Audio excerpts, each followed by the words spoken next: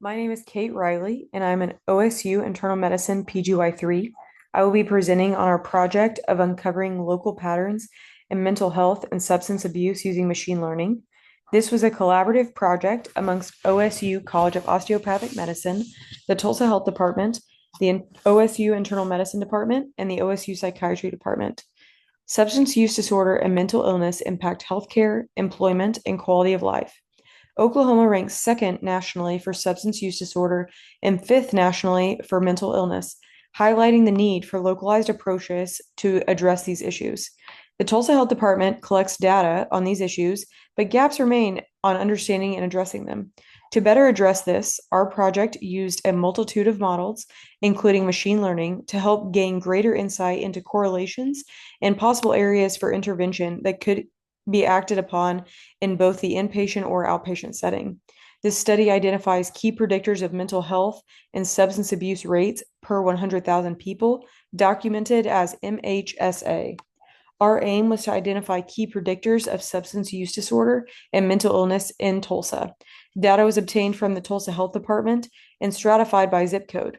By using data-driven insights, we hope to guide resource allocation, inform targeted public health interventions, and support policies aimed at reducing the burden of substance use disorder and mental health in our community. This study utilized a cross-sectional design. Data was obtained from many different sources, including the Tulsa Health Department, and was synthesized using random forest plots and machine learning. Figure 1 shows the average rate of substance abuse and mental health visits per 100,000, broken down by zip code. 7 of the top 10 zip codes that were most effective have the lowest per capita income within the city of Tulsa. The fifth most affected zip code, 74110, has an average annual per capita income of $17,011.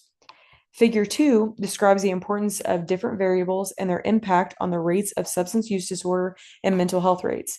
The most predictive variable for increased rates of substance abuse and mental health was the presence of a household computer, which ultimately is a surrogate marker for socioeconomic status. Figure 3 shows the correlations between predictor variables and MHSA rates. The x-axis represents the studied variable, and the y-axis the rate of MHSA. Thus, as you can see in the top left of Figure 3, as the rates of houses without a household computer go up, the MHSA rate also goes up. In the graph directly to the right, as the availability of having a car and or the ability to have transportation goes up, the rate of MHSA goes down. Table 1 lists the top 10 most important variables that impact MHSA rates and what, quote, domain they fall under. In conclusion, the goal of looking at these different predictor variables was an effort to find actionable items healthcare providers can act upon and change within the inpatient and or outpatient setting to decrease MHSA rates.